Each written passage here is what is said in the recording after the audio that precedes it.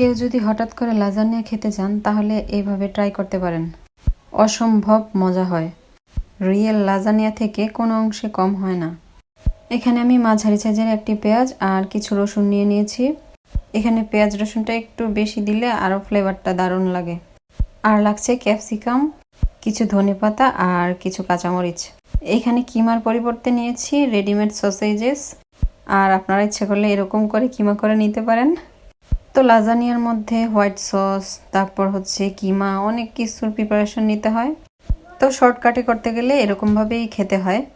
এখানে দিয়ে দিচ্ছি পেঁয়াজ, রসুন, কাঁচামরিচ সব একসাথে। এই তিনটা জিনিসের ফ্লেভারটা অনেক দারুণভাবে ছড়ায়, এই জন্য আগে এগুলোকে ভেজে নিচ্ছি। আর যেহেতু আমি এগুলো বাচ্চাদের জন্য রান্না করব, এই জন্য পরে কাঁচামরিচগুলো উঠিয়ে ফেলবো, এই জন্য একটু বড় বড় করে স্লাইস করে কেটে নিয়েছি। তো সাথে দিয়ে দিলাম ক্যাপসিকামগুলো, সাথে দিয়ে দিচ্ছি টমেটো পিউরি বা পাস্তার সস। আপনারা চাইলে টমেটো ব্লেন্ডার করে দিতে পারেন।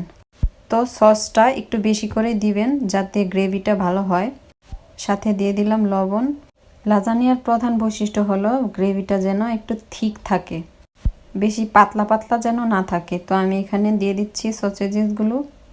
আর তেলটা দেওয়ার সময় একটু মিডিয়াম তেল দিতে চেষ্টা করবেন, বেশি দিবেন না, কমও দিবেন না।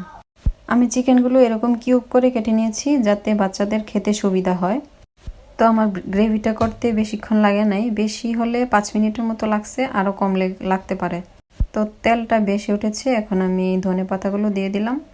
এটা হচ্ছে আমার বাংলা স্টাইলের লাজানিয়া। যদি বাংলা স্টাইলে খেতে চান তাহলে ক্যাপসিকাম আর হচ্ছে ধনেপাতাটা অবশ্যই দিতে চেষ্টা করবেন। আমি এখানে 10 ইঞ্চি সাইজের মোল্ডটা নিয়ে নিয়েছি।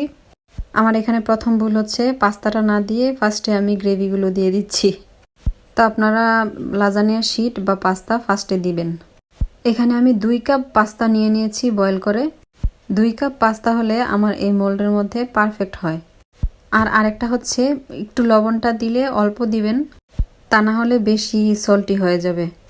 তো আমি এখানে চেডার চিজ নিয়ে নিয়েছি, ফার্স্টে চেডার চিজ দিয়ে দিচ্ছি, তারপরে আপনারা চাইলে মোজারেলা চিজ দিতে পারেন। মোজারেলা চিজটা দিলে আমার কাছে মনে হয় একটু ফ্লেভারটা একটু ভালো লাগে। জানি না ডিফারেন্ট নাকি, তবে আমার কাছে মনে হয় আর একটু ভালো লাগে, জানি না কেন। তো আমি এখানে 2 রকমের চিজ দিয়ে দিচ্ছি। অনেক দিন ধরে বাচ্চারা বলছে যে লাজানিয়া খাবে, তো আমার আর ওই সময় হয়ে উঠতেছিল না। তো হঠাৎ করে আমার প্ল্যান আসছে যে এভাবে দেখি করে দেখি হয় নাকি। পরে দেখি না, সত্যি অনেক অনেক মজা লাগছে আমার কাছে। আর আমরা যারা এশিয়ান পিপল তাদের কাছে অবশ্যই ভালো লাগবে এরকম করে যদি বানান। একবার অবশ্যই ট্রাই করে দেখবেন অনেক অনেক ভালো লাগে খেতে। আর যদি কিমা দিয়ে করতে হয় তাহলে কিমা ভিজাতে হবে, তারপর কিমা রান্না করতে হবে, তারপর হোয়াইট সস বানাতে হবে, তারপর অনেক অনেক প্রসেস। তো আমি অ্যাকচুয়ালি ওই ঝামেলায় যাইতে চাই না। আর ওরকমভাবে যদি লাজানিয়া তৈরি করতে চাই তাহলে আমার তো 12টা বেজে যাবে। আর লাজানিয়ার মধ্যে একটু চিজটা বেশি দিতে হয়, প্রতি স্টেপে স্টেপে একটু ছড়িয়ে ছড়িয়ে দিলে মানে সুন্দর করে মেল্ট হয় আর উপরে কালারটা সুন্দর আসে। আর খেতেও অনেক অনেক মজা লাগে। যেহেতু লাজানিয়া সেহেতু চিজ থাকবে না, তাহলে তো হয় না। আমি এক অলস প্রকৃতির মানুষ, আর কিভাবে শর্টকাটে রান্না করা যায় সেইটাই সারাক্ষণ মাথায় ঘুরতে থাকে। এখানে আমি প্রথমে 200 ডিগ্রি সেলসিয়াসের মধ্যে প্রিহিট করে তারপরে 25 মিনিটের মতো বেক করে নিয়েছি। এত সুন্দর স্মেল বের হয়েছিল। আর যদি হোয়াইট সস করে থাকেন তাহলে অবশ্যই হোয়াইট সসটা ফার্স্টে দিয়ে তারপর লাজানিয়া শিট বা পাস্তা শিট দিয়ে দিবেন, পাস্তা দিয়ে দিবেন।